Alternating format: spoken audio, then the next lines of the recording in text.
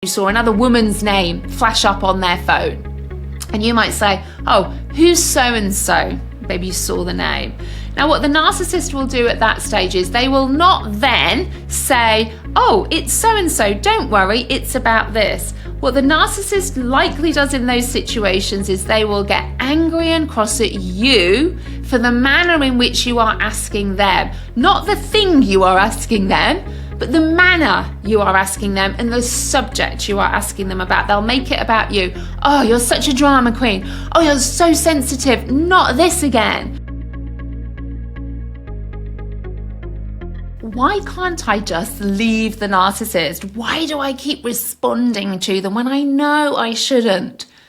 Have you said these sentences to yourself? Because if that sounds like you need to listen to today's episode on my Trauma and Narcissism Redefined podcast, because I'm going to be talking to you about trauma bonding, boundaries, discard, and the narcissist abuse cycle. Hi everybody, my name is Caroline Strawson. I'm delighted to have you here. If you're a regular listener to my podcast, then welcome back. If you're brand new, maybe you've started the new year and thought, oh my God, I'm actually dealing with a narcissist, and you've just found my podcast, massive, massive welcome to you. I know it can feel extremely overwhelming realizing all of this stuff, but I want you to know you're not on your own. I have experienced this, and actually it made me completely retrain from being a podiatrist into being a trauma therapist and coach, specializing in narcissistic and domestic abuse, relationship abuse, toxicity in these relationships. Because very often we end up going on this big, big healing journey back to our own childhood. And I didn't realize any of this stuff when I went through my divorce from a covert narcissist over a decade ago. So really, I feel like it's like my life's mission and purpose to be here to help and support you. And whilst I have a podcast, you can also go and watch this on YouTube if you want. And also I have free groups, and I'll put lots of resources in the show notes for you so that you can find somewhere for me to help and support you. And even if you just keep listening to the podcast, make sure you come and follow me either on Facebook or Instagram. You'll still get lots and lots of tons of free information to help and support you with getting educated about narcissistic abuse. So why can't I just leave? Why do I keep responding? These were things that I used to say to myself. So in my relationship with my ex-husband, we were together for just over 14 years and we were married for 12. And probably for at least maybe the last 4 or 5 years that I can consciously be aware of, I knew things weren't right. And I knew at the back of my mind I should leave. But not only did I think, how am I going to survive financially? Because again, there'd been financial abuse. I gave up work. I was completely reliant on my ex-husband. We had a home together. We had children together. So it felt like I was very much trapped. You know, I was brought up in those fairy tale storybooks of happily ever after. You stay together, you don't get a divorce regardless. You know, even if you're unhappy as a woman, well, you need to stomach that and still stay. You know, I was still very much living in that patriarchal society around that because I was very much the stay-at-home mother. And I loved doing all of that. And I wouldn't change all of those things. But when I look back, there was definite manipulation and coercion into doing all of those and isolating me from friends, from family, just enough that it felt like he was this great person. And if I said anything, then I would be made out to look like the villain in all of those things too. So it was really difficult. So whilst I may have been saying, I need to leave, I want to leave, I'm really unhappy, I actually remember saying things to myself like, just get them to 18. I literally would say those things, I need to just, stomach it, stay together till the kids are 18 years old. They were the things I said. And I don't know, did any of you guys say that as well? I'm really interested to know. And then when we split up, another thing I would say to myself then, firstly, some of the things I want to talk about is, I couldn't stop communicating with him. We'd argue all the time. And it's this post-separation abuse once we split up. I didn't realize once you split up, the abuse can actually escalate. I'm sure many of you can relate to that. And there's a term for it. It's called post-separation abuse because the control, whilst they're not in the house with you necessarily, it just feels like it's completely escalated because they'll usually look at money or children to try and, twist that knife in too. But when we eventually split up, and he left me in the end, I was so dissociated and in a freeze response. I was going to probably wait till the kids were 18 years old. But then when we did split up, I remember, and again, I don't know whether any of you guys went through this too. I remember saying to myself, I can't get cancer. I can't get anything wrong with me. I've got to be healthy till my kids are 18. And I even remember thinking, gosh, if I got cancer, and I always went to the cancer thing, if I got cancer, I would fight it. There's no way it would beat me. And literally, I mean, how unhealthy is that? You know, I was having these internal conversations with myself, and, you know, my son is 20 now, my daughter's 16, and a completely different place now, obviously. But at the time, they were the things that I was saying to myself. And it really shows the depths of emotion and the trauma that we experience when we've been at the hands of a narcissist, because that's not healthy to think anything like that. I mean, who thinks things like that? But it shows the depth of desperation that many of us find ourselves in too. But the key thing I want to talk about in today's episode is something that we call the narcissistic abuse cycle. And it's really important for us to recognize what that is, because it answers a lot of questions maybe about shame or guilt or feeling like it's our fault or that there's something wrong with us or we're weak or we're stupid. And the narcissistic abuse cycle can really help explain those things. So the narcissistic abuse cycles really has 4 key areas. And the first area is really at the start of the relationship, what we call the love bombing stage, where they will say and do all of the things that feel like we've waited all our life for somebody to say. Because remember, those of us who end up in narcissistic relationships long term, we have a lack of self-worth.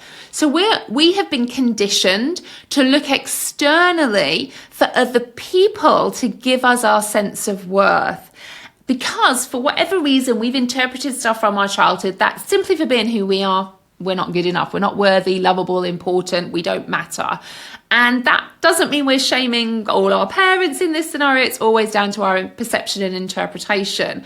But at some point, we're carrying around a core emotional wound of not feeling good enough. Now, when we meet a narcissist, they will say all of those things that we feel like we've either never heard before, or all of those things to make us feel like maybe I am worthy, maybe I am good enough. They make us feel super, super special. And we flood our body with dopamine, oxytocin, serotonin, the feel-good hormones, because it feels amazing at the start of a relationship with a narcissist, because it feels like we finally found the person. And they're very good. They're master manipulators, remember.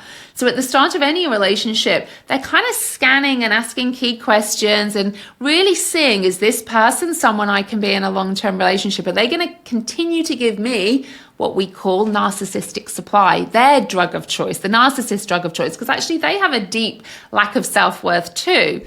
But we are going to give to show somebody so they can then take, behave a certain way so that we can go back to feeling a certain way too. And it's just this match made in heaven. It's like a magnet, you know, the narcissist codependent magnet.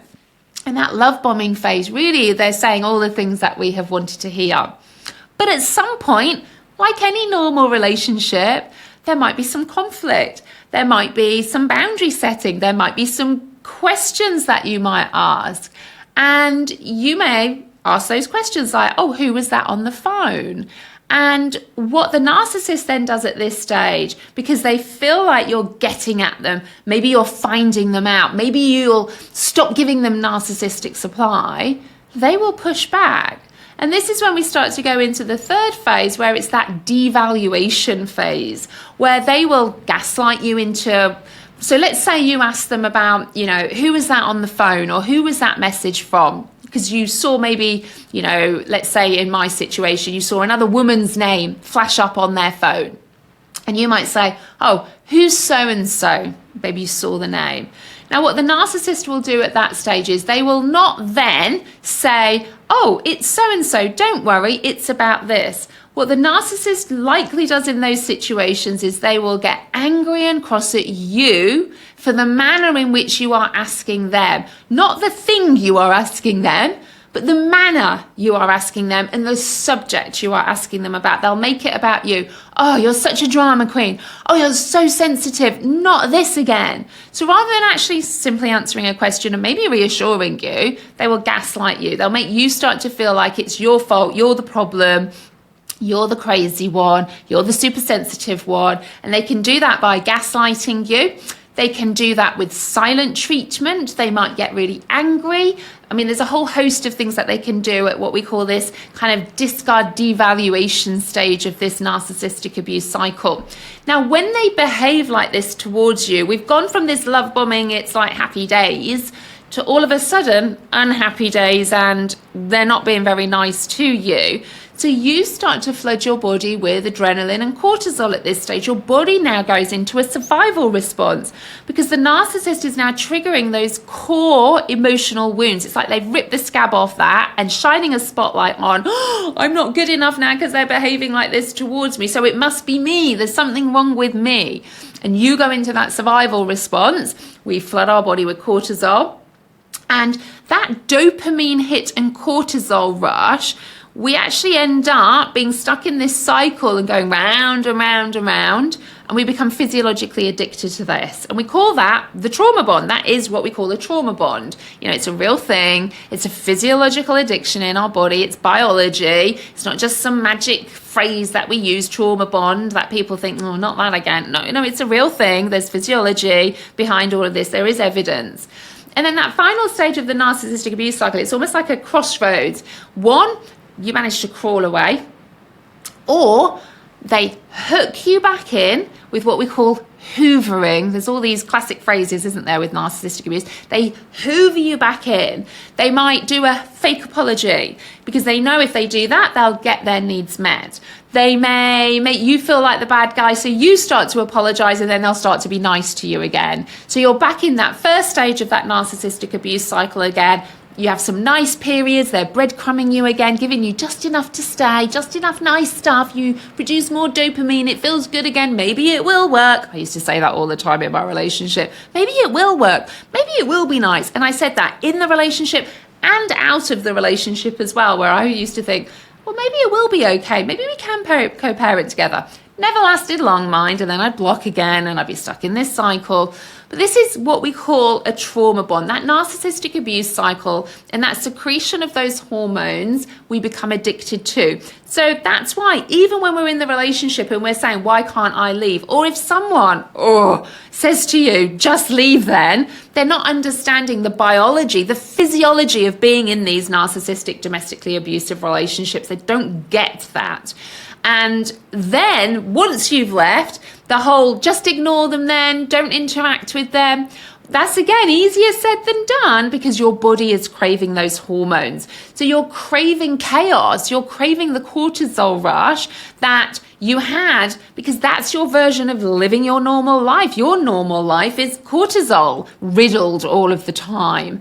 So again, you know, I could come and put Prince Charming in front of you after you've split up from a narcissist. Let me tell you, you would sabotage that relationship within an inch of its life because it would feel too good. You're not getting the cortisol in that relationship that you've been so used to and your body has become accustomed to, version of normal. So you sabotage it. Your body is craving that. And remember, emotions override logic every time. So even though you know, I don't want that, and I do want this, your body will override all of that to try and go back to some sense of familiarity because familiarity feels safe to your body. So there's a lot of work when we're actually starting to heal from narcissistic abuse that we really need to work on breaking that trauma bond to start off with, because otherwise it's like you're walking around with a drip all of the time with that cortisol going inside of you that your body is remaining addicted to. It's like saying to someone on heroin, just stop. You know, that can be really not healthy. You know, you can get tremors, all of those things, and it can be the same, breaking that trauma bond because your body is physiologically craving those hormones, the cortisol, the adrenaline, the dopamine hits that you get. That's why if you're not getting the dopamine hits and you've got the cortisol, that's why people might go and overspend, for instance, go and eat food, go and drink wine because you're seeking the dopamine hit. But then you've got the cortisol rush too, because we're addicted to that narcissistic abuse cycle. Even if the narcissist isn't there, that cycle of hormone secretion, our body is still addicted to. So I want you to know, you know, part of our healing process initially is really breaking out of that narcissistic abuse cycle and breaking that trauma bond, that addiction. So it's setting up yourself for success, setting up either no contact if you don't have any children or extreme modified controlled contact for you to be able to give yourself a fighting chance to try and break that trauma bond. And it probably takes, 30 to 60 days to truly break that trauma bond. So it's like your body can exhale again and not feel this intense emotion that you've got to keep involved. You've got to argue, you've got to have communication, you need to know what they're up to all of the time. This is all part of the trauma bonding and that being stuck in that narcissistic abuse cycle. So it's not your fault, it's a physiological response, but now you have awareness. It has to come down to intention to actually break that. So I hope that has been really knowledgeable for you. A lot of my podcasts are really about educating you from a physiology perspective, not just psychology, but physiology perspective about what's going on in our body when we're in these relationships. Because people say things when we're talking about trauma, which narcissistic abuse is, not realizing the physiology involved of experiencing trauma. It's not as easy as just saying, I will do that or I won't do that anymore. It's not as easy as that because your body will override all of that all of the time. So if we don't understand working at the nervous system and really doing what we call somatic healing, the embodied piece of healing trauma that we have to do, then you'll keep on feeling stuck all of the time and then wonder why a year goes by, 2 years go by, 3 years go by, and you still feel stuck. How do I know all of that? Because that was me. That was me, and I don't want it to be you. So make sure you check out the show notes for all of my other free resources that you can come and listen to, you can come and watch, you can come and be part of our community. Don't be on your own. Make sure you go and hit follow on Instagram or on Facebook, where I share lots of other bits and bobs for you to help you heal and thrive after narcissistic abuse. But remember, what I've just been talking about, it's called the narcissistic abuse cycle. It's a real thing. It's not your fault, you're not stupid, but now you know. Let's get some intention and awareness around all of this and see if we can start to break that trauma bond. And again, if you ever need any help and support, you know where I am. Take care, my friends, and I'll see you on the next episode.